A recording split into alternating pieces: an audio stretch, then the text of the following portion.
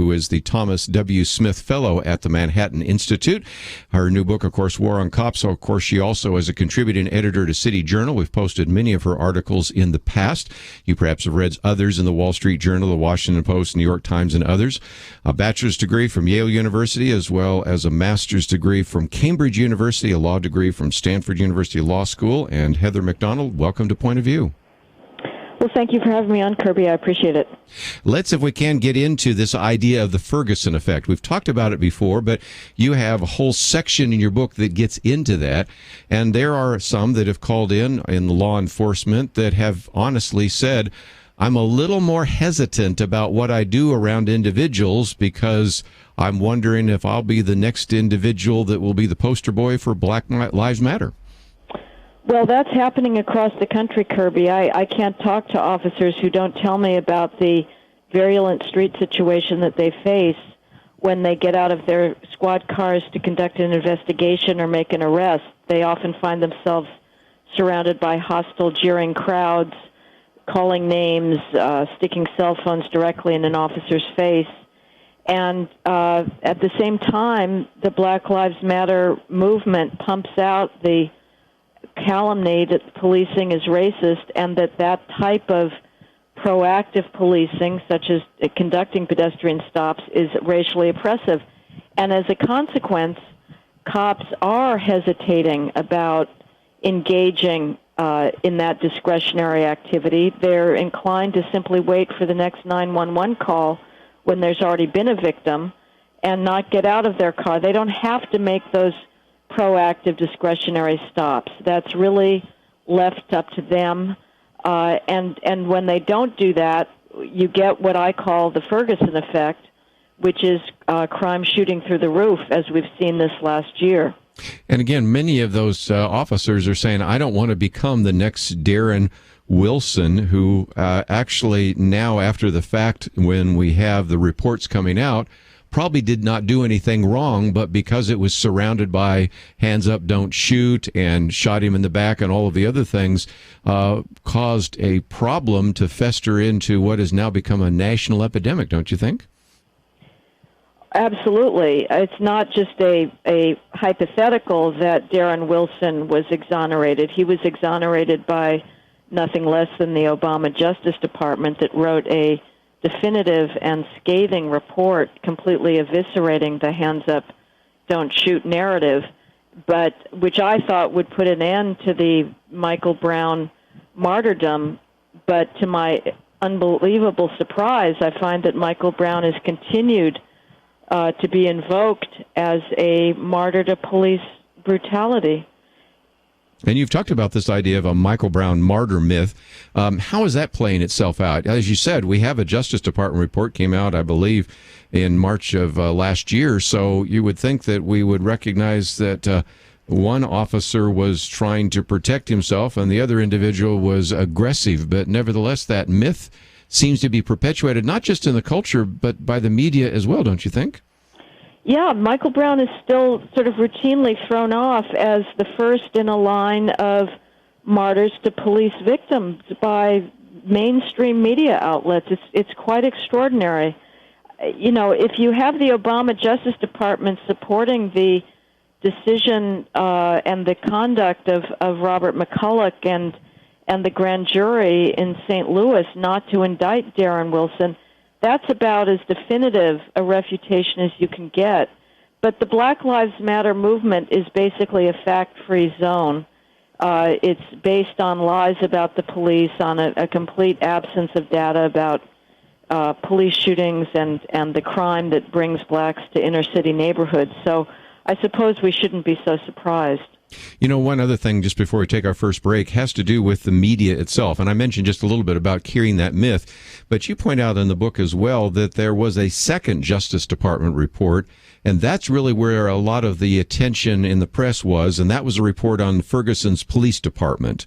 And so in some respects, by picking and choosing which reports you look at, by covering certain facts but not going back and correcting them, don't you think the media in some respects has perpetuated this in ways that might not have taken place if you had a little more objective look of some of the facts? Well, they were certainly encouraged to do that by Eric Holder, who tried to discount his own Justice Department's first report exonerating Michael Wilson, and Obama picked up on this theme as well. Both Holder and Obama implied that, well, it was the only reason that the Justice Department decided not to bring civil rights charges against Officer Darren Wilson was that the standard for bringing a civil rights charge is simply too high and unrealistic, and that under a more realistic standard, of course, Darren Wilson would be prosecuted by the Justice Department. Well, that's simply a lie. Under no standard could Darren Wilson possibly legitimately be prosecuted or indicted. So the Holder and Obama gave the press its directives, and they certainly ran with it by focusing initially on the phony claim that the Ferguson Police Department is pervaded by racism. Let's take a break, and when we come back, we'll give you a chance to join our phone calls and conversation today, 1-800-351-1212. This is a new book out called The War on Cops, How the New Attack on Law and Order Makes Everyone Safe. Now, let me issue one of my disclaimers, which I do from time to time, and that is when we spend some time talking about police. Last time, for example, we got into, police state and things like that, and sometimes there's this sense that, well, you're painting every police officer with a dark brush, and you're really not supporting law enforcement. Actually, just the opposite, and that's what this program is all about today.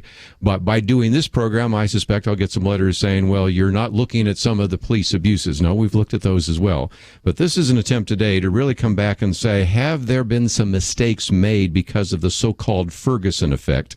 That is, more and more police officers are being much more hesitant about going to various calls and wondering if there is sort of a war against them. So we're going to look at the burning cities and Ferguson effect, which is the first part of the book, then handcuffing the cops, and then, if we have time, and I think we will today, look at the whole truth about crime. Are certain individuals more likely to be arrested, more likely to be incarcerated, and also the whole issue of incarceration and its critics, what's happening in the jails and what's happening in terms of litigation. So there are quite a number of issues which are all part of this new book, The War on Cops. If you know people in law enforcement, I would certainly recommend that you get a copy of that book and give it to them.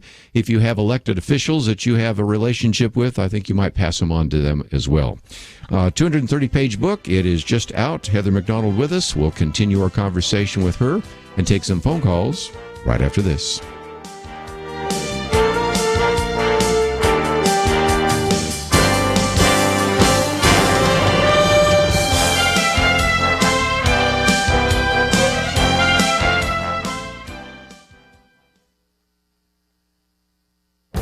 This is Viewpoints with Kerby Anderson. In a recent column, Molly Hemingway documents that religious illiteracy among journalists is reaching crisis levels. She mentions a column from a number of years ago by Terry Mattingly with the title Reporters, Crow's Ears, and Carmelite Nuns. That provides some very humorous examples of reporters who obviously know nothing about Christianity in general or Catholics in particular. She also reminds us of reporters who thought Jesus was buried in the Church of the Holy Sepulchre and that Easter marks the time when Jesus resurrected into heaven. We may merely shake our heads at such illiteracy, but we should be concerned with the latest claim made in the pages of the New York Times. Jeremy Peters wrote about the political divide on gay rights because of the shooting in Orlando. He then goes on to talk about a member of Congress who supposedly read a Bible verse from the book of Romans that calls for the execution of gays.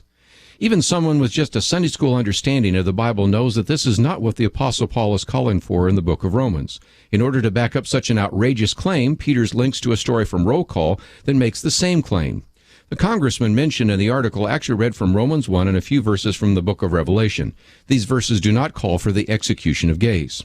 By the way, if you're looking for any religious works that do call for the execution of homosexuals, you might look at another religion. Andrew McCarthy recently wrote a piece with the title, Killing Homosexuals is Not ISIS Law, It is Muslim Law. He takes the time to quote from the classic Sharia manual to show that killing homosexuals or adulterers is commanded. He then quotes extensively for one of Sunni Islam's most influential Sharia jurists. Apparently, journalists who want to find a religious text that justifies killing gays have been looking in the wrong place. I'm Kerby Anderson, And that's my point of view.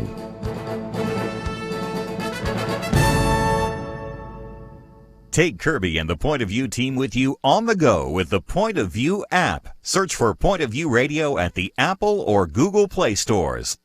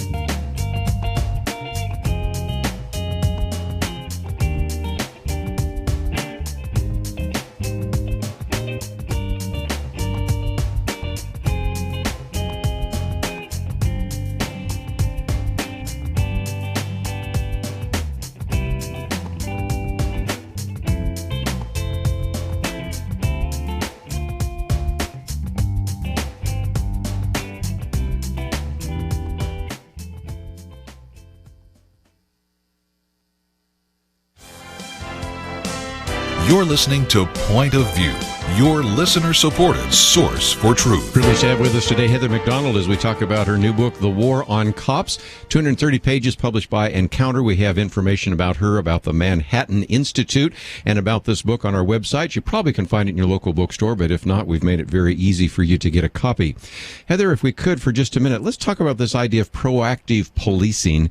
It goes back to the broken windows policy. James Q. Wilson said that, if you didn't go back and fix broken windows, after a while, misdemeanors turn into all sorts of other issues. And you pointed out that there used to be a philosophy in New York City, for example, and other places, of proactive policing. Explain what that means and why that seems to have changed because of the Ferguson effect.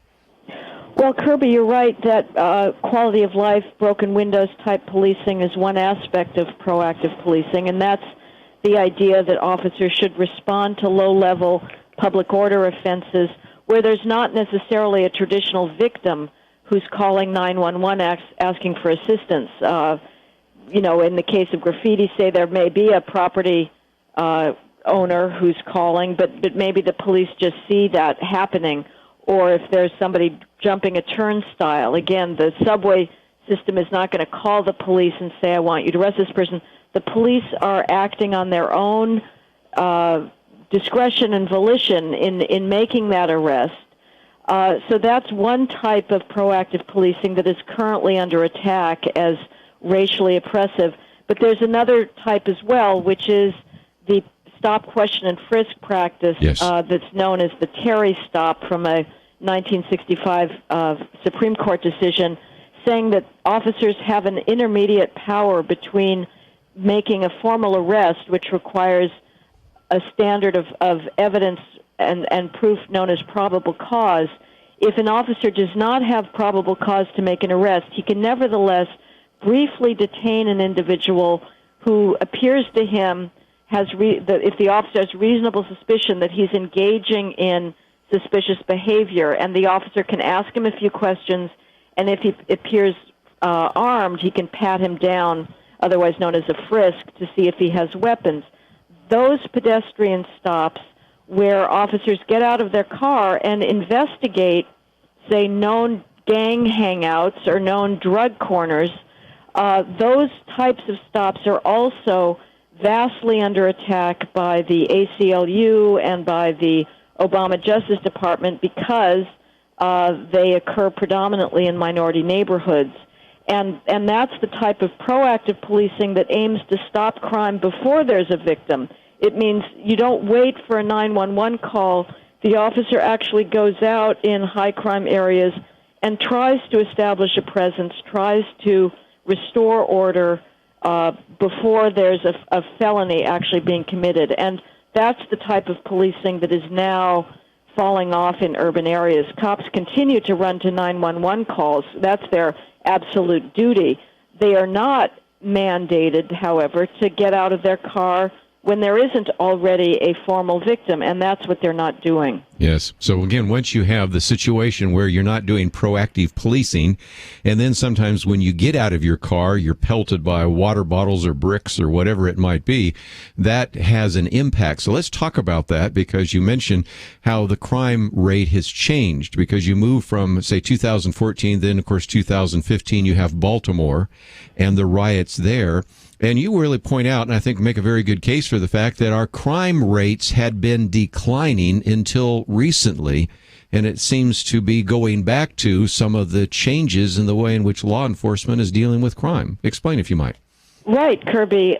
We had a 20-year crime drop in this country that was utterly unforeseen. Criminologists had reached the conclusion that high levels of violent crime were simply the American condition, and that there was nothing that could be done about it short of, their usual root causes, liberal solutions of more government spending. But in '94, there was a policing revolution that began in New York City that took on the burden of the police actually preventing crime, not just reacting to it after the fact. And the New York Police Department started using data obsessively, sending officers to crime hotspots and holding police commanders accountable for crime in their jurisdiction. That policing revolution, which came to be known as CompStat, spread nationwide, and in conjunction with stricter sentencing for repeat felons in the prison systems, we got a 20-year crime decline of about 50%, and New York it was about 85%. And that continued through the first half of 2014. And then in August 2014, we had the Michael Brown shooting in Ferguson, Missouri, that triggered the Black Lives Matter movement. And you saw police in St. Louis and elsewhere backing off. And we ended 2015 with a 17% increase in homicide in the largest cities. And in cities with large black populations, you got homicide increases of between 50 and 90%. That's really unprecedented in a single year. I was just thinking, because we have listeners in Ohio. You look at Cleveland, for example, in your book there, you talk about increased 90% over the previous year. We have listeners in Missouri, and you look at, as you mentioned just a minute ago, St. Louis up 39%. We have listeners in Tennessee.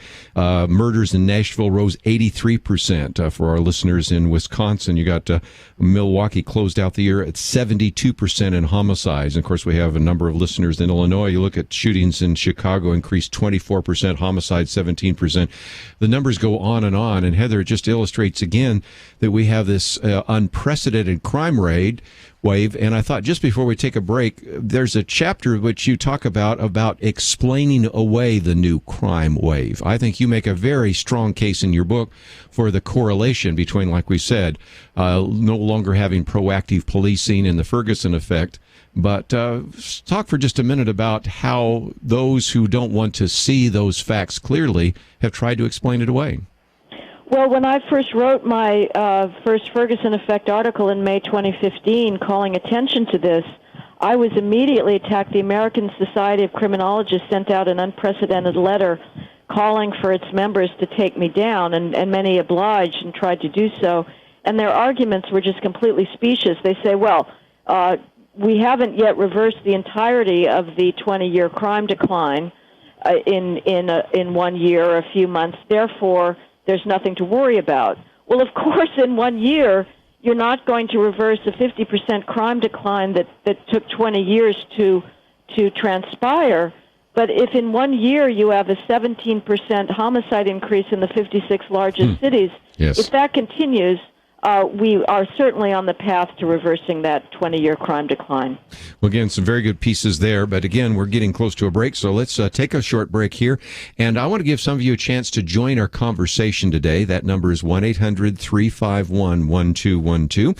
And when we come back, we'll get into a little more of the details of some of this, but also talk about how this has begun to really handcuff the police the whole issue of crime. We talked a little bit about the crime wave, but the real story and what is happening there, and then the whole issue of prisons and incarceration.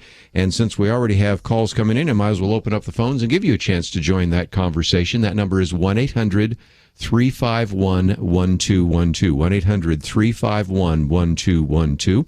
And this is really an attempt to look at a phenomenon that is pretty much possible to link back to some of the things that happened in Ferguson, Missouri. She first wrote about the Ferguson effect. You heard some of the reaction to it.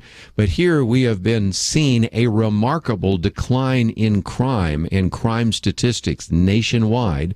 And then a year later, after this, some things changed dramatically. Now, I'm the first to admit that correlations are not causation, but there are some very, I think, helpful pieces in this book, which I've gone over fairly quickly, simply in the interest of time, that illustrate indeed that there is sort of a change in mindset on the police, and that has changed the way in which sometimes they go about doing their jobs and the way in which they have been attacked for doing their jobs. So today we're focusing on this war on cops, mindful of the fact, as we've said before, we've done other programs in which we've talked about police abuse, but this one is, I think, a very important part of that puzzle, especially as it relates to the issue of Black Lives Matter. So if you'd like to join the conversation today, that number is 1-800-351-1212. If you'd like to know more about this book or about Heather McDonald, you can go to our website, pointofview.net. And as you go there, recognize we're just really 2 days away from the end of our fiscal year end. And if you appreciate these kinds of programs, can I ask you just make any kind of donation at all? It would be greatly appreciated. Just go to the website, click on that button that says Give Now. And the good news is because of some generosity from some donors, your gift will be matched. So a gift of $50 actually becomes $100. A gift of $100 becomes $200. So please, if you can, help us out. We would greatly appreciate that. And today we, of course, salute those of you that serve in law enforcement. We'll take a break, come back with more right after this.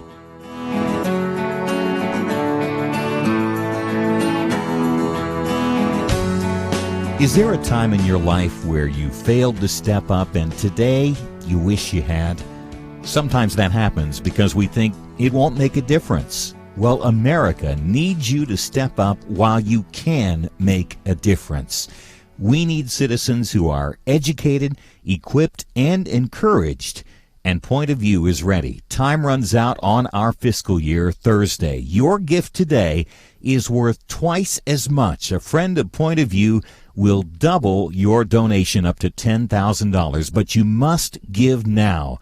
Give $50, Point of View receives $100. Donate $250, we get $500. Give $20, it's worth $40. Don't miss this chance. Give at pointofview.net.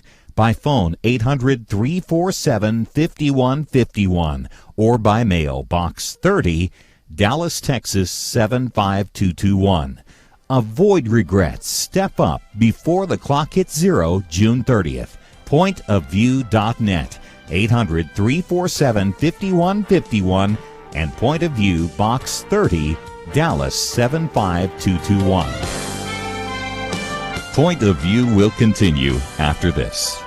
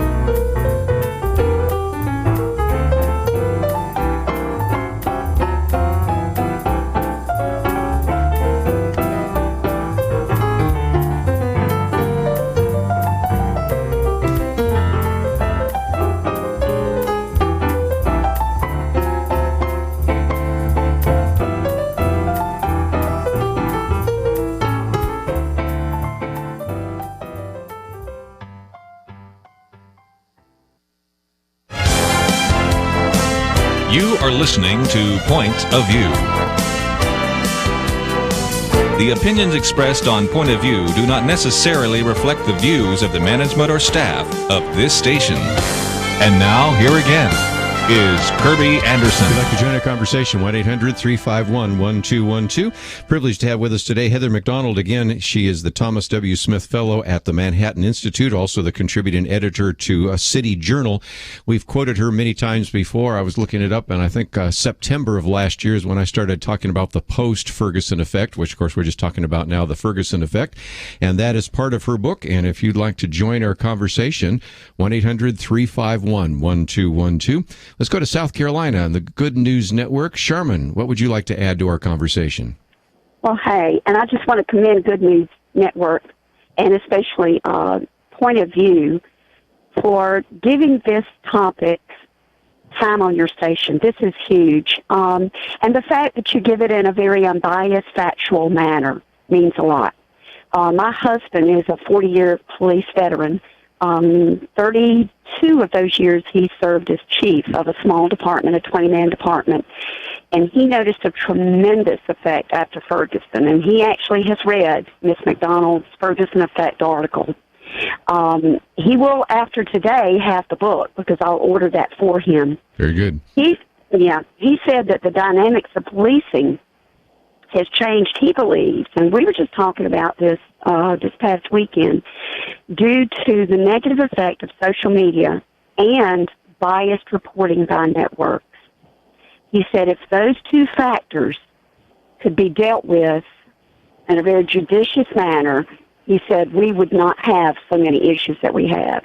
And he really is concerned, and rightfully so, because he's been in it 40 years. He has seen the huge change. And the proactive policing that Ms. McDonald addressed, he said, becomes harder and harder.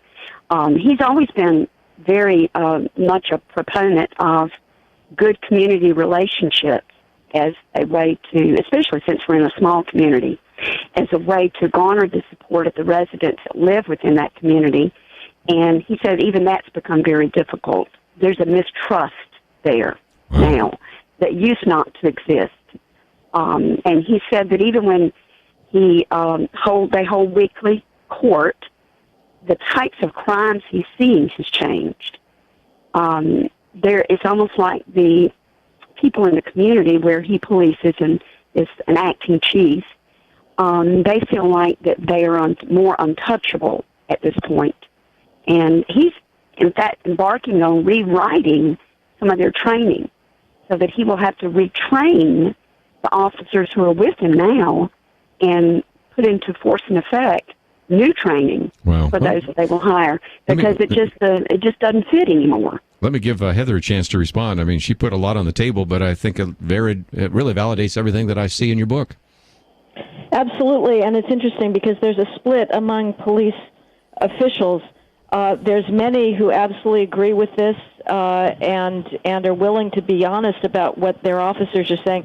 Then there's others, like the head of the Major Cities Chiefs Association, who keeps going around saying, oh, there's no Ferguson effect, because he's worried that it is misinterpreted as sort of saying that, oh, well, officers are cowards or they're not doing their duty. That is not at all what I'm saying. What I'm saying is there is a level of discretionary policing that is under attack.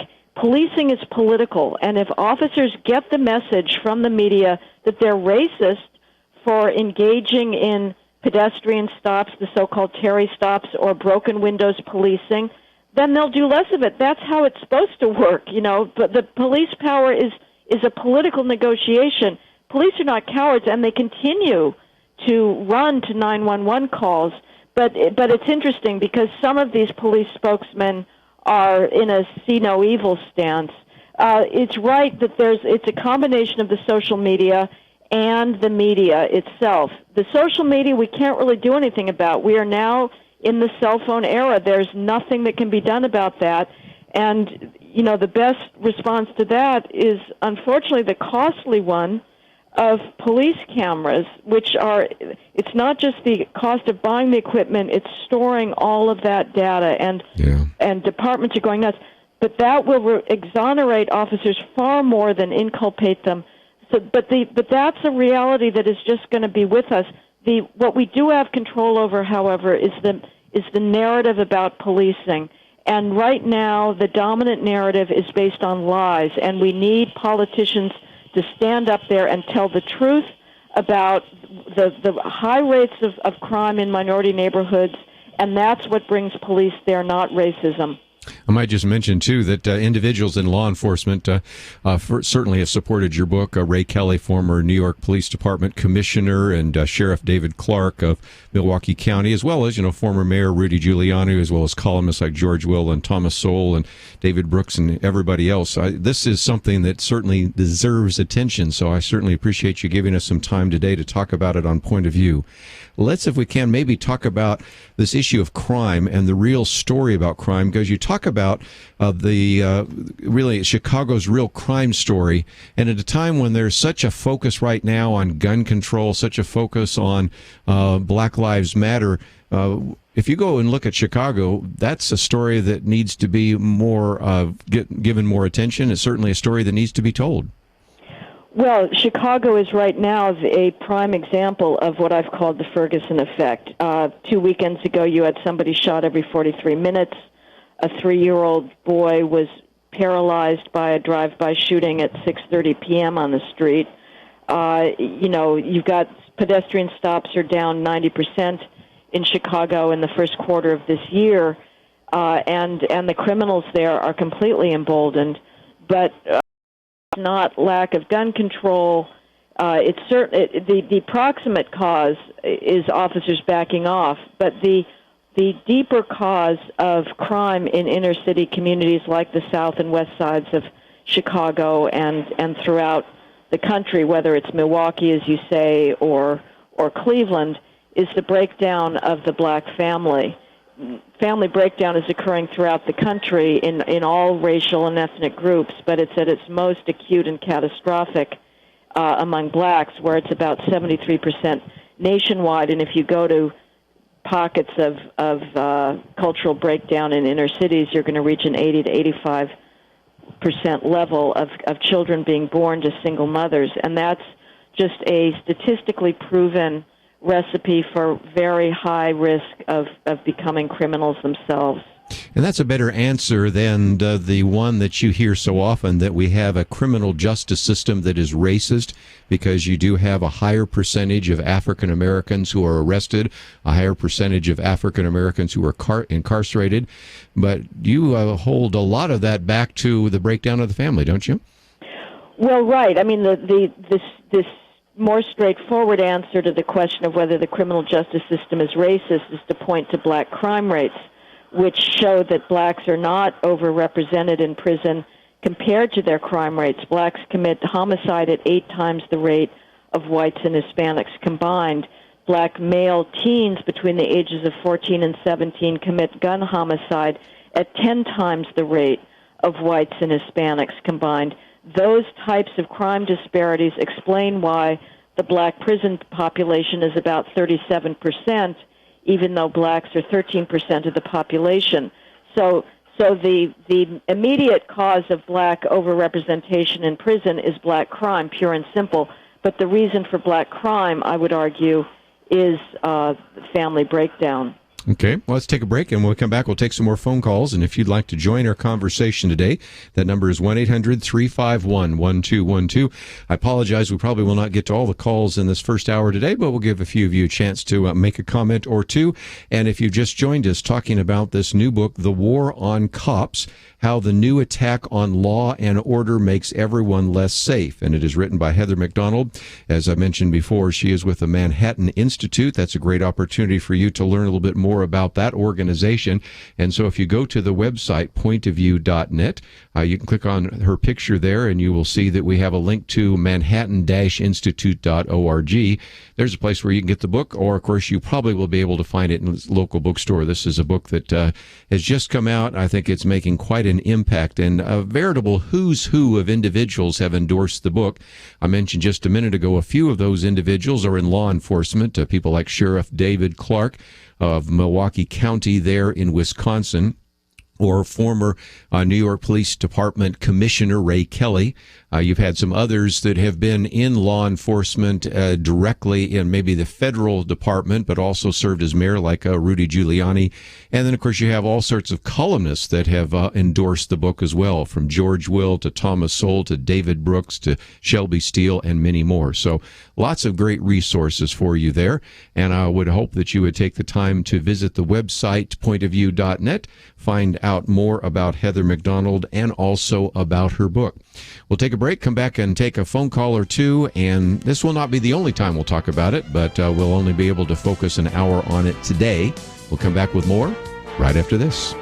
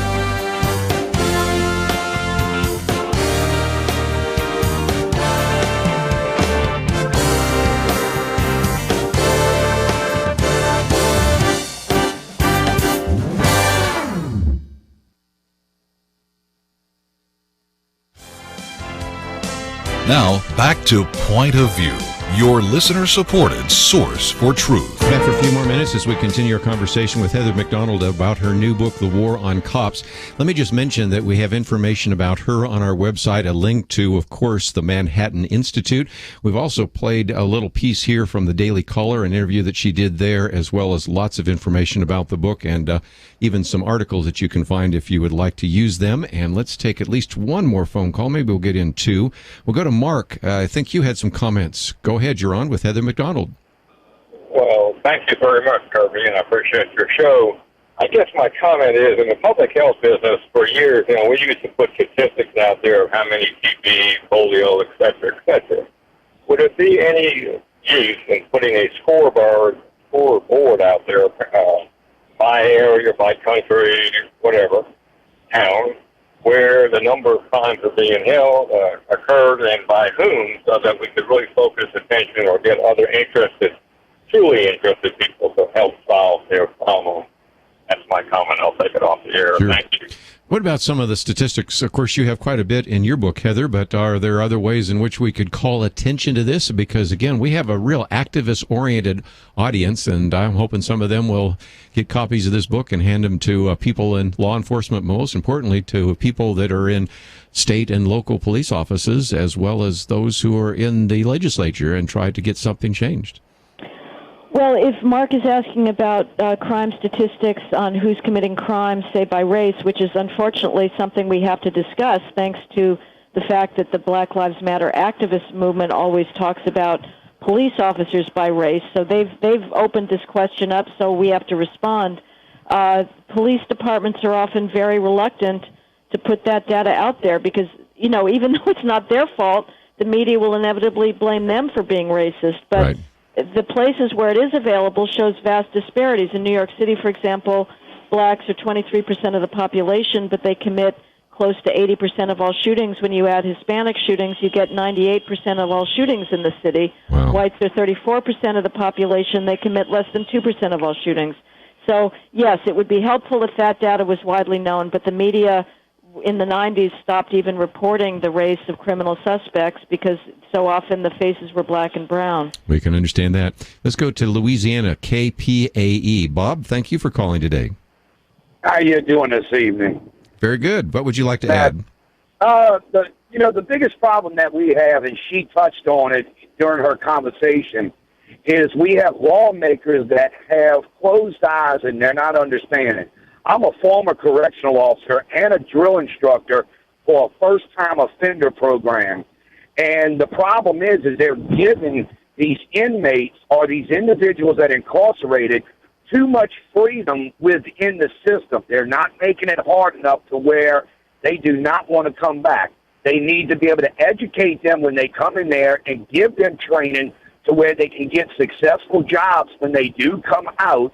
And the problem is they allow these inmates to write up officers for writing them up, and it's called an ARP, Administrative Remedy Procedure. An inmate gets out of control, you write him up, and now he wants to try to either sue you or write you up because you offended him in front of everybody, and they go underneath the law of cruel and unusual punishment. Yes. These inmates have learned, like lawyers are doing, manipulating the law system into their own favor, and DAs need to quit doing too much of all of this bargaining and just to keep them out. They need to make the prison systems harder to where they do not want to go back, but they also need to bring in more education into the system.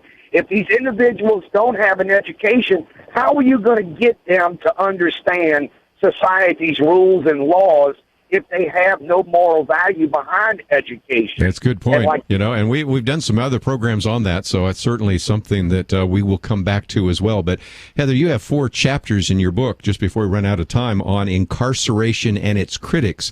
I would imagine you would agree with some of the things you heard Bob say. Absolutely, and there's no question that there's a huge number of retaliatory complaints against corrections officers and police officers, and the media believes anything that a suspect or a convicted criminal says about his alleged police or corrections officers' oppressors, but they are completely skeptical of anything police officers say or corrections officers say. So it's a double standard. I would say what I would start with initially is universal work in all correctional facilities because, there's nothing that breeds discipline and self-control like a regular productive job. Unfortunately, that's very complicated in large systems to be able to move large numbers of prisoners around to work sites without there being outbreaks of violence. So it's a logistical challenge, and so there, in far too many places there's just enormous amounts of prisoners just sitting around doing nothing. But it would certainly be worth the investment to try to make sure that everybody develops a work skill that he can take on when he gets out. And I might just mention that for especially our California listeners, a whole chapter there on California's prison litigation nightmare. But just before we run out of time, Heather, if you could, give us some marching orders. Again, we have an activist-oriented listening audience, and what would you suggest? Obviously, reading the book, getting copies of it, passing it on to others, but what other things might you recommend? Well, Senator Ted Cruz held a hearing last fall on the war on cops in which I testified. I think they should your listeners should contact their representatives and demand that they pay attention to what I've called the Ferguson effect. There should be more congressional hearings about this problem and holding politicians accountable for the lies that they continue to tell about the criminal justice system and our nation's police officers. Well, again, we have appreciated your articles, and we've posted them from time to time here on Point of View, and I appreciate you giving us an hour today on this book, War on Cops. Thank you for writing it, and thank you for joining us today here on Point of View. Thank you, Kerby. I appreciate it. We are going to take a break, and when we come back, we're going to change topics. But let me just mention, for those of you that are looking for a little bit more information, let's talk about all the resources we've posted on the website today. First of all, we have a link to Heather McDonald as well as the Manhattan Institute, and it's manhattan-institute.org, or you can follow the link there. There's information about the book and about her and all sorts of resources that you might want to have access to. We have, of course, information about the book in case you'd like to order it. I think you'll be able to find it in your local bookstore, but if not, we've certainly made that appeared a while back in the Daily Caller, in which you can also follow the interview that she's done and also see some of the material that's available. So it's all posted on the website, pointofview.net. Let me just mention, we are not going to get into this too much today, but the Benghazi report is out, and so I've given you a link to that as well. It's on our website, pointofview.net. The report is out. It's the Select Committee's report on that, 75,000 pages, 81 new witnesses, and lots of material that I think you'll be able to find access to on our website. You can read just the kind of the summary of it, and since that's in the news today, we wanted to make that available to you as well. As we go to a break, I would certainly want to encourage you to take the time to support this ministry. If this last hour you've heard some things you haven't heard before and appreciated the fact that we've once again tried to focus on some of the real challenges that unfortunately our people in law enforcement are facing, then I would certainly recommend that you would also support this ministry, and really asking you, if we could, to really think about how you could support this ministry between now and in the next couple of days before the end of our fiscal year. So you can click on that button that says Give Now, and as you give, your actual donation will be doubled. It's a great opportunity, and we'd certainly love to hear from you so we can end this fiscal year in the black. All of it available at our website, pointofview.net. When we come back, we're going to be talking with Erwin Lutzer, Rescuing the Gospel. Fascinating look at history, and that's coming up right after this.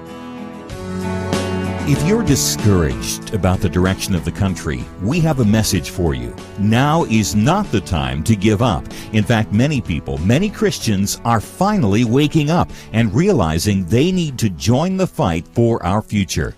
As Kerby has said, America is at a tipping point, and we need people who are educated, who are equipped, and empowered to preserve liberty.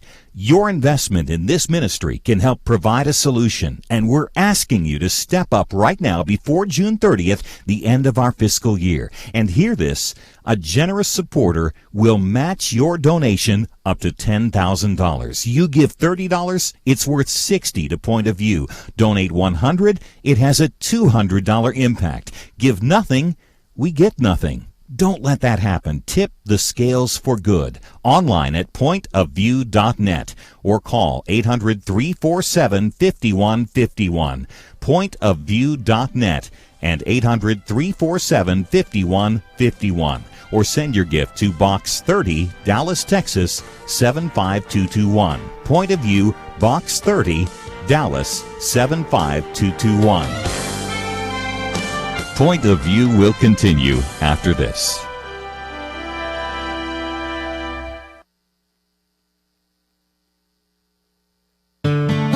I just thank God for y'all. I listen to you every day, truly. I wanted to thank y'all for everything you do each day to inform Christian families and our community about the things we can do, and just the way you're so informative. I listen to you daily and love you guys and appreciate you so much. God bless you, Kerby, for keeping this show so on track and for the decades of wonderful help to this nation that Point of View has been. We're all big fans of your work, and we pray that God will just prosper it. As a Christian, over the years that I've followed this program, I am constantly challenged to be on guard and to evaluate what's going on. And if for no other reason, to protect the caliber and the truth of your programming, I need to participate and to back your program financially to ensure that the truth stays out there for people to hear, to view, and to be a part of.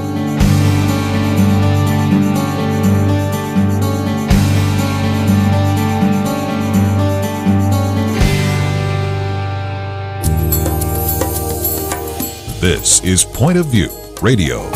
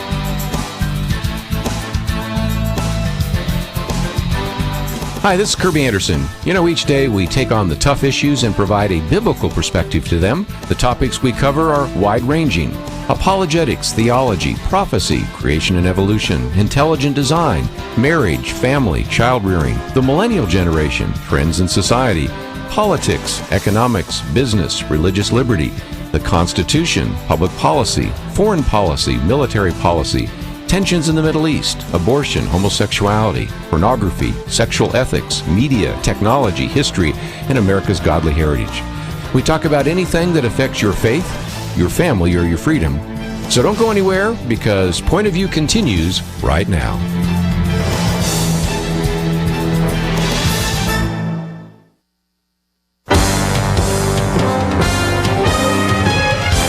Across America, live. This is Point of View.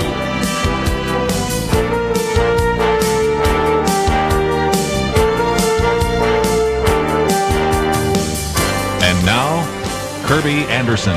This hour, we're going to give you a little bit of church history, in a sense, the history of the Reformation. And some of you perhaps have wanted to, as I have always wanted to do, go on a Reformation tour and learn a little bit more. We're going to have a chance to learn this at least vicariously today as we talk about this new book, Rescuing the Gospel, the Story and Significance of the Reformation. It is written by Dr. Erwin Lutzer, a good friend of this ministry. He's been on many times before. Pastor Emeritus of the Moody Church, an individual that graduated from Dallas Theological Seminary as well as Loyola University. You probably have heard him on radio through Running to Win as well as the Moody Church Hour. And, of course, you probably have read many of his books. We've talked about many of those on this program: The Cross in the Shadow of the Crescent, 1 Minute After You Die, Hitler's Cross, and this new one, Rescuing the Gospel, an illustrated history of the Reformation. Dr. Lutzer, always great to have you on the program with us. Thank you so much, Kerby. Great to be with you today. Let's, if we can, get into the Reformation. I think there are people that if they were to be asked about it, they say, well, okay, Martin Luther, John Calvin, maybe can't come up with any other names. And yet this is really important because this was a turning point in history and really, as you say, a time in which we see a rescuing of the gospel. Explain more, if you might. We really do see a rescuing of the gospel, but as it turned out, it became actually a sea change so far as history is concerned. You know, as I wrote this book, I knew, of course, about Martin Luther and the 95 Theses, but the impact, the change in the whole map of Europe resulted from this. And Kerby, just so that your listeners are aware, next year, 2017, will be the 500th anniversary of the Reformation. That's right. The bottom line is this, that Luther was a man, he was a monk originally, and could not find peace with God, no matter how much he did. I mean, he went beyond what the church prescribed. He slept without blankets. He tried to mortify the flesh. He fasted until people thought that he might die, all to try to please God. But the question was, how much should he do, how much could he do, and how could he possibly know that God was pleased? Well, then he went to Wittenberg. He was invited to teach there in the little town of Wittenberg, where I was about 2 weeks ago, because you're right, I do lead tours to the sites of the Reformation. And there he struggled, and he was told he should teach the Bible. So he began to teach the book of Romans. But even before he began to understand that with clarity, there were indulgences being sold. Pope Leo needed money to finish St. Peter's Basilica that we all see on the news, and indulgences were sold in the various towns. And an indulgence didn't forgive sin, but it was like a payment for the temporal consequences of sin. But people interpreted it to mean it was a means of salvation. And when he saw these abuses, that's where he nailed the 95 Theses to the castle church door with the intention of debating these issues. Written in Latin, they were translated into German. They went throughout all of Germany. And pretty soon you have the beginning of the Reformation. So you have all kinds of streams that fed into it and streams that come out of it. It is really a great event in history, and every one of us as listeners, as we have opportunity, what we should be doing is to try to understand what happened and why. Well, again, we're going to focus a lot of time and attention on Martin Luther, but also we'll talk about John Calvin, we'll talk about Zwingli and Huss and a variety of others, because these are all important figures. But you do set the stage, I think, Dr. Lutzer, by talking about how there were these abuses and also how his soul was restless. So I want to come back to that in just a minute, but talk about at least a few other individuals that you focus on, and one of those is John Wycliffe, you call the morning star of the Reformation, because this provided an opportunity for individuals to read the Bible, and we take that for granted today, but there was a time in which that was pretty unusual, wasn't it?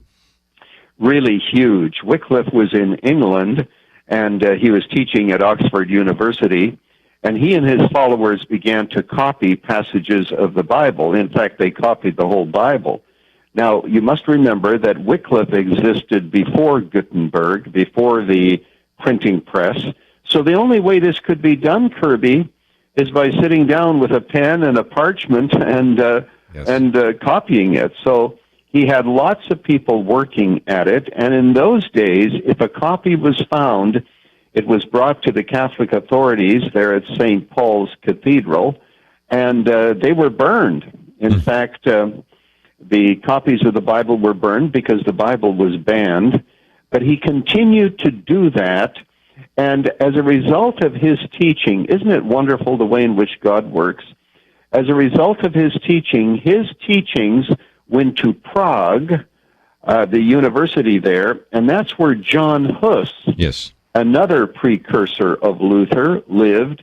And what a story is connected with John Huss.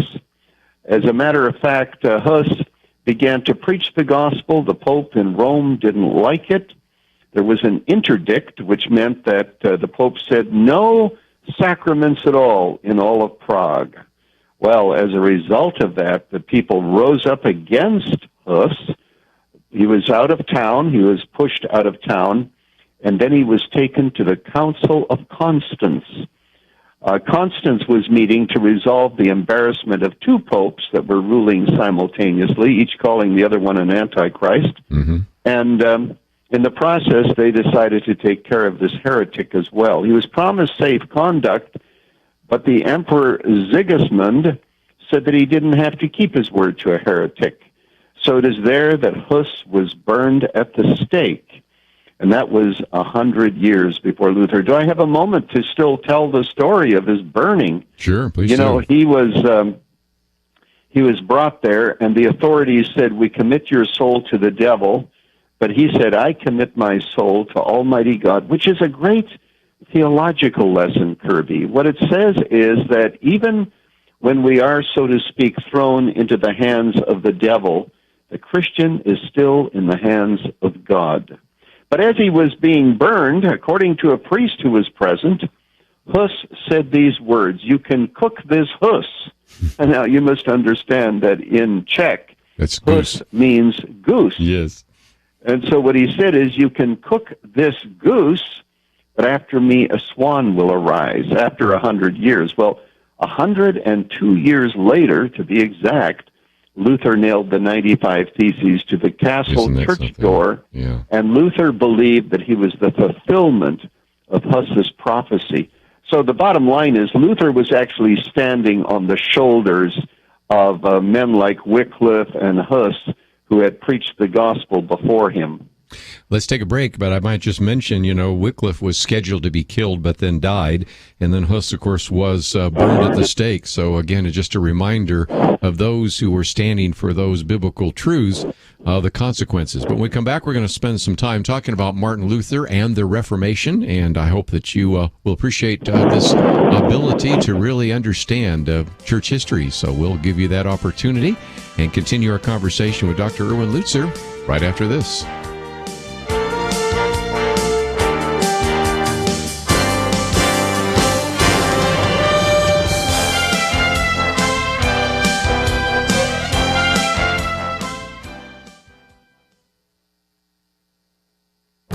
This is Viewpoints with Kerby Anderson.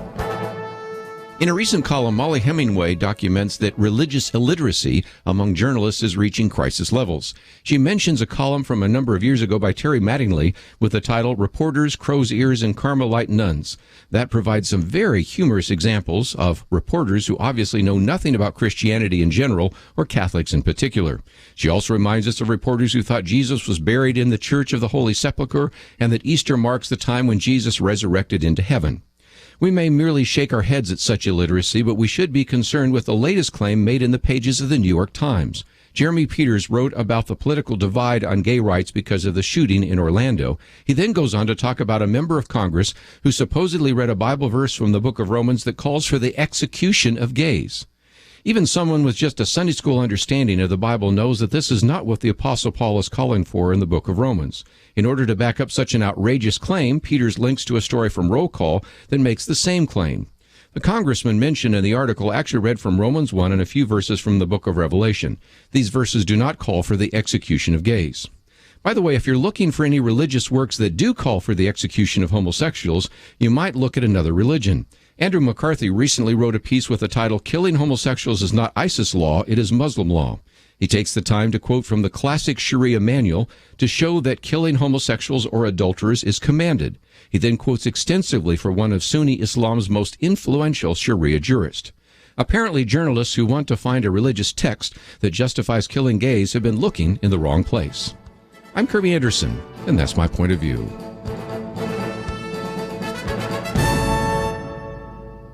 Take Kerby and the Point of View team with you on the go with the Point of View app. Search for Point of View Radio at the Apple or Google Play stores.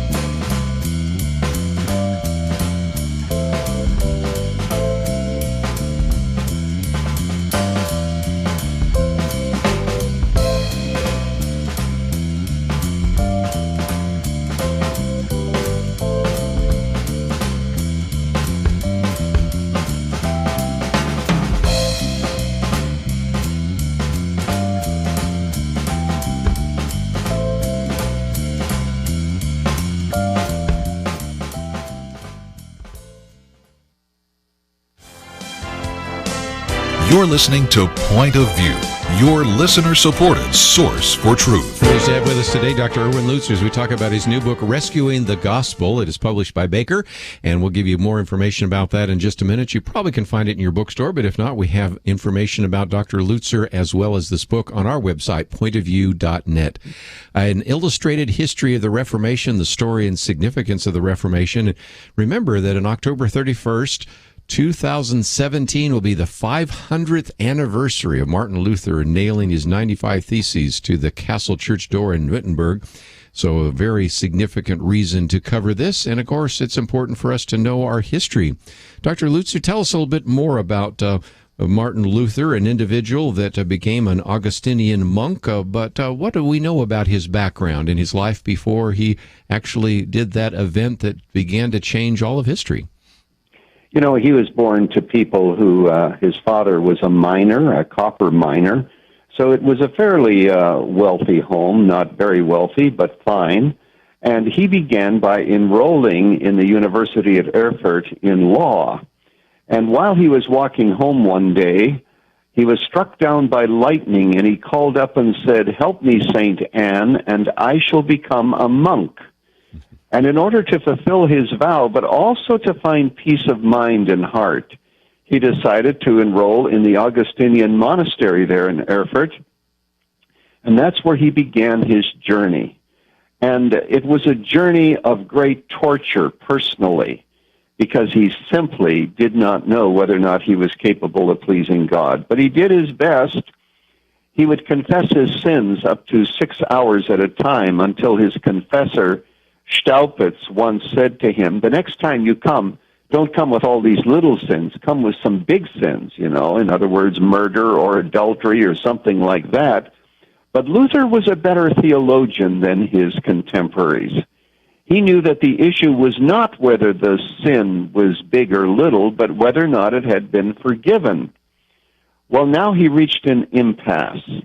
In order for sins to be forgiven, they had to be confessed, but if they were not confessed, they could not be forgiven. And what if they were not remembered? Furthermore, it was worse than that. What if there were some things that he did that God considered to be sin, but he didn't consider that to be sin? Therefore, he was led to utter, total despair. Then when he went to Wittenberg, and by the way, Staupitz was there too. Staupitz was one of the teachers. Finally, in order to bring peace to his soul, Staupitz said, Luther, why don't you teach the Bible? Luther said, that will be the death of me. Mm-hmm. And in a sense, it really was. Now, as he began to lecture in the Psalms, he came to that passage of Scripture in Psalm 22, my God, why hast thou forsaken me?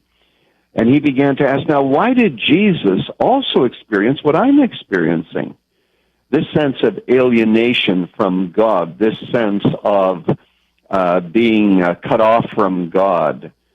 And he began to realize, Jesus did that for me. And then he got to the book of Romans, where it says, the just shall live by faith. And Luther read in Romans 1 about the righteousness of God. And he said the righteousness of God terrified him. That was his problem with God, was God's righteousness, because God's standard was so high.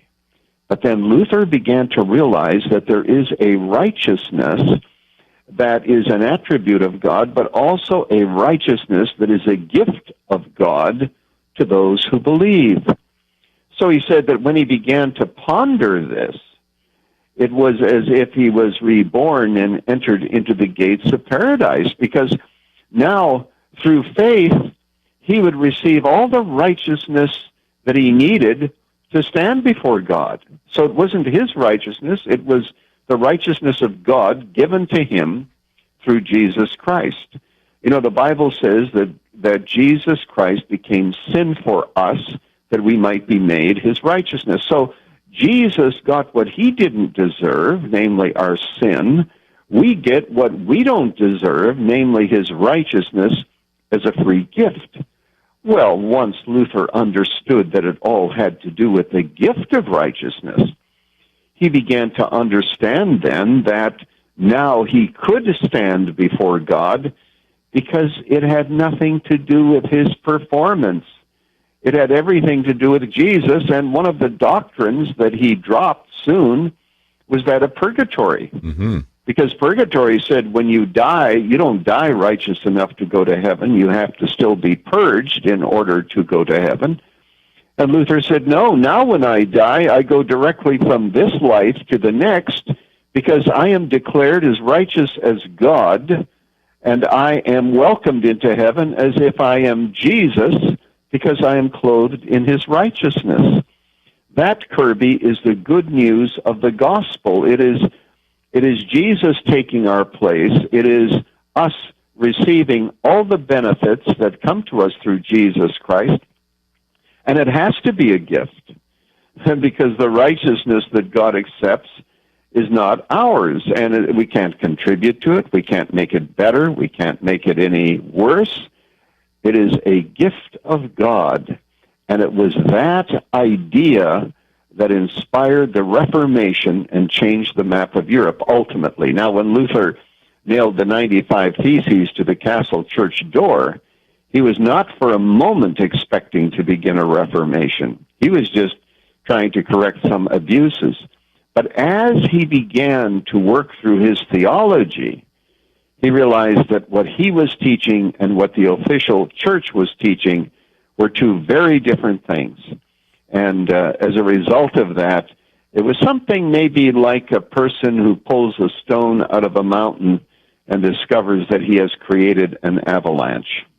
Well, that is certainly the case, because, as you said, he was simply posting these 95 Theses, and you have a few of them in your book so people can read those. He was reacting to the indulgences and some of the other abuses, but also just the theology that did not have basically a theology of grace. But not only did he notice a difference, but the church noticed a difference, and that's when they called him to actually defend his viewpoint, which, of course, was almost 180 degrees away from the view that was expressed at that time by the Pope and by the Catholic Church. You know, Kerby, this is why everyone should be interested in church history. This isn't just something that happened in the past that's irrelevant.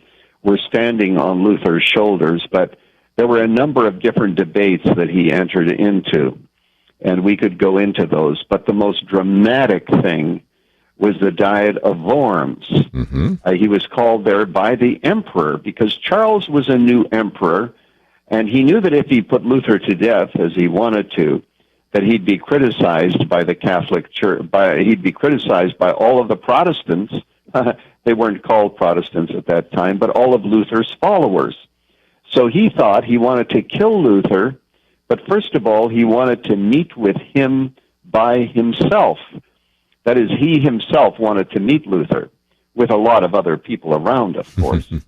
And so Luther is brought there and asked whether or not he would recant. Now, I don't know whether or not in heaven we're going to see videos of events that once happened on earth, but think of how different church history would have been if Luther had buckled. Remember, the intention was to get him to recant, and if not, later on Charles signs a warrant for Luther's death. Now, he doesn't put Luther to death for some very interesting reasons, but Luther stands there and says these words, "My conscience is taken captive by the word of God. I cannot and I will not recant. To go against conscience is neither right nor safe. Here I stand. I can do no other. So help me God." Yes.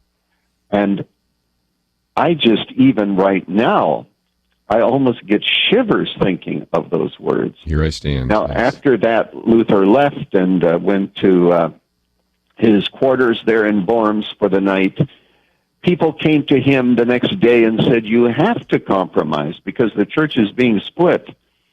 Luther said, "If I had 1,000 heads, I would not give them for that which I have come to believe in the Scriptures." So Charles wants to kill him, and of course, Charles said that it's okay for Luther to go back home, and then he can be killed because Charles had given him safe conduct and wanted to keep his word. But Luther isn't killed, and that reason is a very interesting and exciting one as to what happened after that. We will take a break and come back and talk a little bit about that, going back to 1521 and the Diet of Worms, and we'll come back and continue the conversation as we talk with Dr. Erwin Lutzer about rescuing the gospel, the story and significance of the Reformation. We are still seeing the impact of that to this very day, and we'll continue our conversation right after this.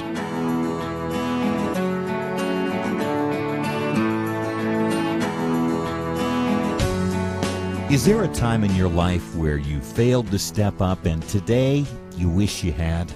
Sometimes that happens because we think it won't make a difference. Well, America needs you to step up while you can make a difference. We need citizens who are educated, equipped, and encouraged. And Point of View is ready. Time runs out on our fiscal year Thursday. Your gift today is worth twice as much. A friend of Point of View will double your donation up to $10,000, but you must give now. Give $50, Point of View receives $100. Donate $250, we get $500. Give $20, it's worth $40. Don't miss this chance. Give at pointofview.net. By phone, 800-347-5151, or by mail, Box 30, Dallas, Texas, 75221. Avoid regrets. Step up before the clock hits zero, June 30th. Pointofview.net, 800-347-5151, and Point of View, Box 30, Dallas, 75221. Point of View will continue after this.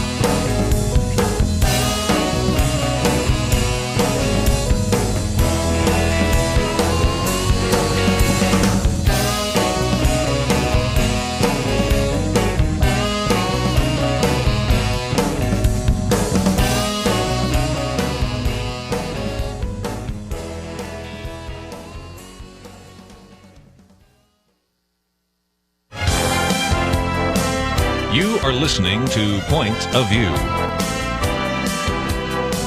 The opinions expressed on Point of View do not necessarily reflect the views of the management or staff of this station. And now, here again is Kerby Anderson. Continue our conversation today with Dr. Erwin Lutzer as we talk about his book, Rescuing the Gospel, the Story and Significance of the Reformation. And this, I might just mention, is a 200-page book, which is almost like a coffee table book because of such great illustrations in it, but it is a great way to really not only learn the history of the Reformation, but so, because it is illustrated, help you really kind of understand the time in which Martin Luther and the other reformers lived. And so again, this is a great book that I would highly recommend to you, and you can look for it in your local bookstore, but also, of course, we have an opportunity for you to order it online if you can't find it there. And I might just say, Dr. Lutzer, that we have Martin Luther leaving that Diet of Worms, but he is then, if you will, kidnapped, taken to Wartburg Castle, and that's one of the most productive periods of Martin Luther's life. An amazing story. You know, when he left the Diet of Worms, the Emperor Charles signed an edict. It's called the Edict of Worms, in which he said that Luther was to be killed, but he was to be allowed to go home first, because that was the promise that was made. And so Luther begins his way home. He's apparently going along the road with some horses and a wagon when some men jump out of the ditch and kidnap him. Fortunately, they were his friends. The Elector Frederick, who ruled over the area of Wittenberg, was a friend of Luther's and had the authority to be able to kidnap him. And then he was brought to the Wartburg Castle, and he was hidden there so that no one would kill him. And that's where Luther was for about 10 months, 10 or 11 months, just less than a year. Now, the amazing thing, Kerby, is that when he was there, he translated the New Testament into German in about 10 weeks. Now, people have to understand that there were German translations of the Bible up until then, but many of them were very archaic. They were difficult to understand. Furthermore, there were all kinds of dialects in Germany. Germany was a patchwork of about 300 different areas with different castles and various princes ruling over areas. But it was Luther's translation. What he did was, even after he got out of the Wartburg Castle and went back home, as he eventually did, he did all that he could to make a translation that would have universal understanding. That is to say, so that it would pick up on the dialect, not just of Wittenberg, but of other areas. And he was able to do this translation because Erasmus had just come out with a new edition of the Greek New Testament, and someone gave that to Luther, and he had it there, and he worked. Now, along with that, he wrote books and so forth there. And I want to say a word yet about Luther's Bible, and then I want to talk about that room in the Wartburg. Luther's Bible, eventually he translated the Old Testament, but he had help for that. He employed others. What he would do is he would go to a butcher, for example, to understand various parts of the meat of an animal so that he could properly interpret the book of Leviticus and translate it. So you have Luther's translation. Now, my parents were born in the Ukraine, but they were German. I was brought up in Canada. The German Bible was read to us every single day, and if you opened the flyleaf, there it said Luther's translation. And so I know that it was updated, something like the King James, but sure. If Luther had done nothing else but translate the Bible into German, he'd have gone down in history as one of the great Germans, because his Bible unified the German language. But there in the Wartburg, and I've been in that room many times where Luther was, he supposedly threw an inkwell at the devil. In fact, yes. Tour guides used to rub a little bit of soot on the wall because, you want to see where the inkwell landed. Probably he didn't. He said in his table talks that he fought the devil with ink. Yes. if you want to fight the devil, you don't throw an inkwell at him. You give people the Word of God. So I think that's what Luther was referring to. Mm-hmm. But Luther also had battles with Satan. And he believed this, very interesting, that if he heard the devil, and he did believe that sometimes he would hear him behind the stove or whatever, but he was not to be concerned. Luther was not concerned about that. He said the devil's primary work is to cause doubt in our hearts regarding our salvation and the complete finished work of Jesus Christ. It was a very interesting view, and you know that there's that story that Luther tells about the devil coming to him and showing him all of his sins. Mm-hmm. And when he was finished, Luther said to the devil, "Oh, you think you have them all? There are all kinds of others that you don't know anything about. And since you're so righteous, what about your sins?" But the point is this, and I hope your listeners latch onto this for the rest of their lives because it's such a blessing. Luther said, "My sin belongs to Jesus. Jesus, thou art my sin. Let me get that clear. I am thy sin, thou art my righteousness." In other words, I give Jesus all my sin so that my sin belongs to him, but he gives me all of his righteousness. His righteousness belongs to me. So let's get that clear. In effect, what he was saying was, Jesus, I am thy sin, thou art my righteousness. And with that, Luther had tremendous confidence that indeed he belonged to God forever.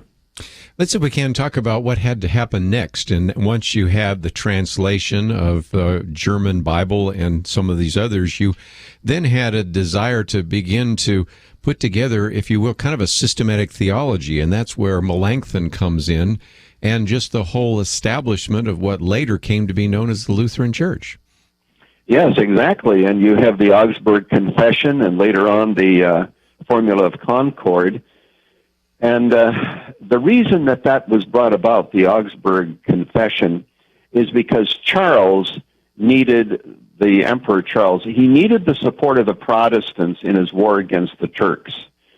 Because the Muslim Turks were circulating Vienna, mm-hmm. and Charles needed strong armies, and he needed these Protestants, these protesters, as they were called.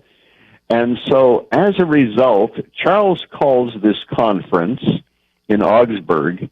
And what he's still pleading with is this: can't we just all agree? And Melanchthon, Luther's associate, writes up a document. Luther didn't attend the conference personally because he was still under the ban. People could have killed him if he had been seen. And so he stays away.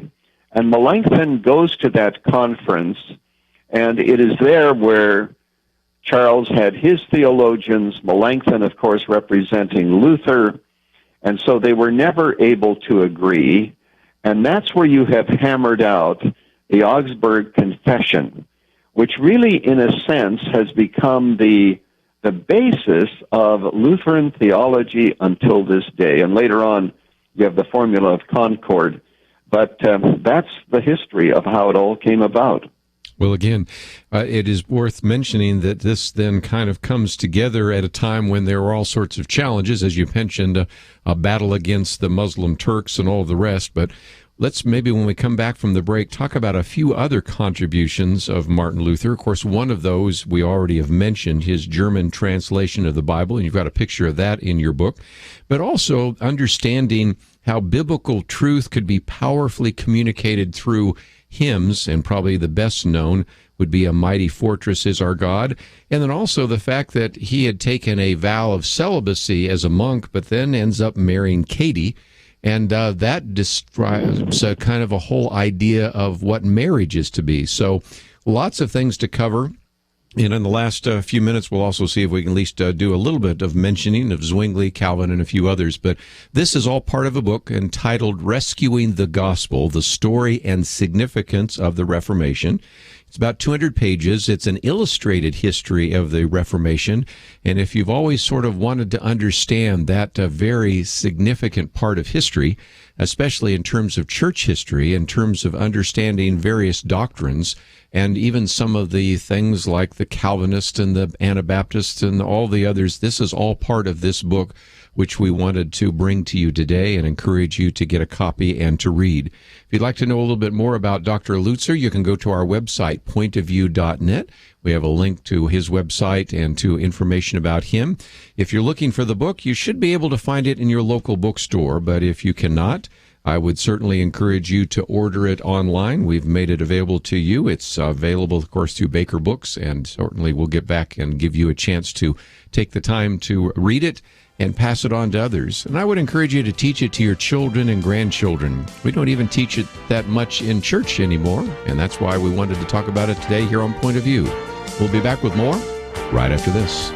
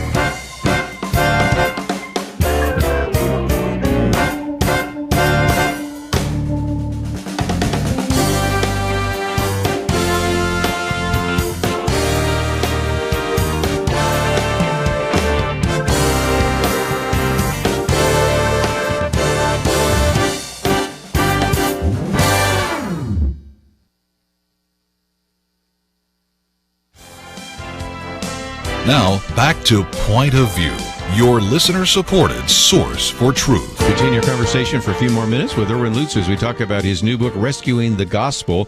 Martin Luther and Catherine, they could never have imagined the world that they created, nor the marriage that unfolded, since both of them took vows of celibacy, but nevertheless, that is another remarkable change in the life of Martin Luther and his wife. Exactly. She was in a nunnery, and a man by the name of Knopf was bringing some herring to the nunnery and hid a number of nuns in his wagon and brought them to Wittenberg to free them. and Luther was there. He was relieved of his vows by Staupitz, and so they ended up getting married. And Kerby, it is said that their life together, the impact was absolutely huge because they modeled what it's like for a minister to be married. And so that marriage had a great, great impact, way beyond, indeed, what they could have imagined. There's one other contribution of Luther, and then, as you mentioned, you may want to go on to other reformers, and that is freedom of religion. Yes. When he said in Worms, "My conscience is taken captive by the word of God," he was going against 1,000 years of church teaching that a single monk can stand against the church, and his conscience is above it. Planted the seeds of freedom of religion, which eventually blossomed. Yeah, freedom of religion, of course, the translation, the German Bible, the hymns we mentioned, and so much more. But I thought for just a few minutes, if you could just at least mention some of the other reformers, because you talk about Zwingli, Calvin, and even some of the Anabaptists. Today we have individuals that might say, well, where did they come from? Well, that goes back to Minnow and Mennonites, but talk about some of the other individuals that came after Martin Luther or were contemporaneous with him. Well, let's talk about Zwingli very quickly. Here he is. He's teaching young men the New Testament because he's come to faith and he's teaching the gospel there in Zurich. And these young men come to the conclusion that one should be baptized upon profession of faith and that their baptism as an infant was invalid. And so they baptize one another. But the Zurich City Council said that anyone who is baptized upon profession of faith as an adult must be put to death either by burning, by sword, or drowning. Now, people don't understand that today, but the reason is because infant baptism was a symbol of the unity of church and state. And they said that if the church begins to be a group within society rather than coextensive with it, this will break up the medieval order. So Felix Manz, he was one of the first. He had been a disciple of Zwingli. He was taken to the Lamont River, where I stood about, I'd say 10 days ago, and we can find the exact spot where he was drowned. He was pushed out on a little boat, and then it was capsized, with the voice of his mother calling above the waves, urging her son to remain true to the faith. And now, Kerby, I'm going to say something shocking, but a scholar who spent a year in Europe working on his book on the Reformation said that had an outbreak, that began an outbreak against the rebaptizers, the Anabaptists, and more were slaughtered in Germany and some of the other countries than people who died in the early persecutions of Rome. Anabaptism had caught on, and whole villages of men, women, and children had become Anabaptists, and they were mercilessly killed. And, isn't it tragic to think that we take freedom of religion so lightly, the fact that we can be baptized one way or another or not at all, and yet think of the price paid for the gospel. And, of course, it was out of that movement that you have Menno Simons and the whole Mennonite movement began. So there's those interesting connections. Just before we run out of time, let's talk about how people can maybe learn from this book. I was thinking that certainly this is the kind of book you might want to sit down and read and take some time. But the way you've put it together, Dr. Lutzer, it seems to me that we could be teaching this in our churches. And as I said just before we went to the break, it used to be that our young people in previous generations knew a little bit more about church history. Today, I would dare say they know almost nothing. And so this is a book that I would think that our pastors, our Sunday school teachers, our Bible fellowship leaders could use to educate individuals, maybe in a Sunday school class or even in a sermon, to begin to help them understand the history upon which our faith is really resting and the importance of really understanding our church history. Kerby, I've always prayed that God would enable me to write in such a way that the common person would understand it. And while I did in no way trivialize the Reformation by making it overly simple, I do say, and I give God the credit for this, that this is a book that the average person is able to sit down and read. And the exciting thing to me as an author, and you can understand this being an author yourself, is that people who have read it said that, quote, I couldn't put it down. One chapter led to another, because I believe that we need to understand that we are actually standing on the shoulders of those who have gone before us, those who have paid a very high price for the cause of the gospel. They inspire us, and what they also do is to help us to understand that we have to rescue the gospel in our own day as well. Well, I would certainly agree. Let me just, before I close, too, also mention a book that I talked about at the very beginning. It was one that the Christian booksellers listed as their Gold Medallion Award winner, and that's Hitler's Cross. And I think, Dr. Lutzer, you would agree that even looking at that part of our history, and kind of a sad part of that history as well, we can learn some very important lessons as we begin to see some of the attacks on our Christian faith. And I know that you have felt that sometimes you are preparing the church to deal with persecution and to deal with it effectively. So that's another book that I would certainly encourage people to take the time to read, and appreciate the fact that you've been so diligent over these years to not only preach great messages there at Moody Church, now you're the emeritus pastor, but also to write these books that have been such an encouragement to each one of us. So thank you for joining us today here on Point of View. Well, thank you so much, Kerby, and God bless you and your vast audience. Well, again, Dr. Erwin Lutzer with us, and again, the book is entitled Rescuing the Gospel, The Story and Significance of the Reformation. It's an illustrated history of the Reformation, and it's published by Baker. You should be able to find it in your local bookstore. If you cannot, we have all the links necessary for you to find those there. And let me just mention that as you go to our website to find some of the information we've talked about today, you can certainly click on the picture of Dr. Lutzer, and as you go there, you'll certainly find information about him and his book, and I hope that you'll take the time to use those resources effectively. Just before we say goodbye, let me mention that we're coming to the very end of our fiscal year, and if you have not taken the time to join with us in your donation, can I ask you to do so?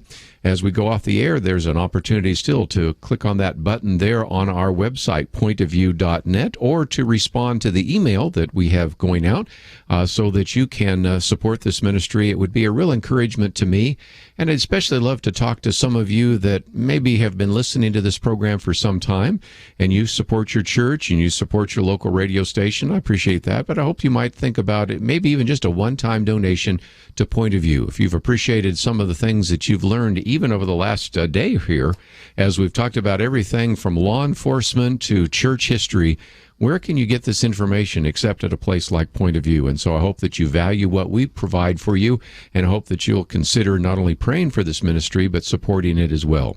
Click on the button that says Give Now. Will you stand for truth? And this is an opportunity for you to give. And as you do so, because we have a matching fund, that means your gift of $50 becomes $100. Your gift of $100 becomes $200. And we would certainly appreciate any gift that you might give of any size. I want to thank Andrew, Catherine, and Shamila for their help behind the scenes. Have a great day, and we will see you back here tomorrow.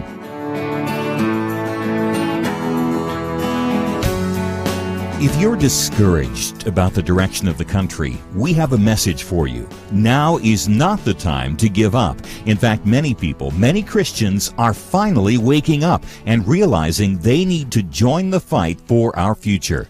As Kerby has said, America is at a tipping point, and we need people who are educated, who are equipped, and empowered to preserve liberty. Your investment in this ministry can help provide a solution, and we're asking you to step up right now before June 30th, the end of our fiscal year. And hear this, a generous supporter will match your donation up to $10,000. You give $30, it's worth $60 to Point of View. Donate $100, it has a $200 impact. Give nothing, we get nothing. Don't let that happen. Tip the scales for good. Online at pointofview.net or call 800-347-5151. Pointofview.net and 800-347-5151. Or send your gift to Box 30, Dallas, Texas 75221. Point of View, Box 30, Dallas 75221. Point of View is produced by Point of View Ministries.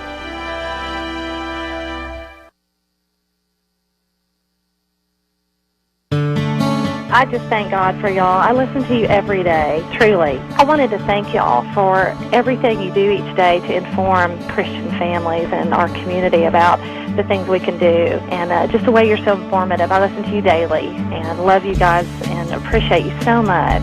God bless you, Kerby, for keeping this show so on track and for the decades of wonderful help to this nation that Point of View has been.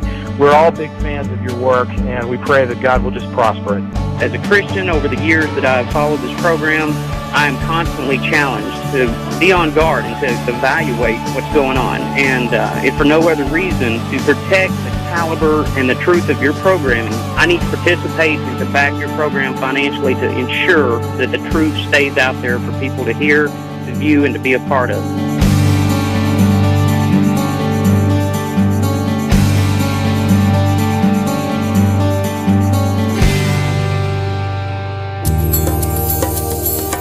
This is Point of View Radio.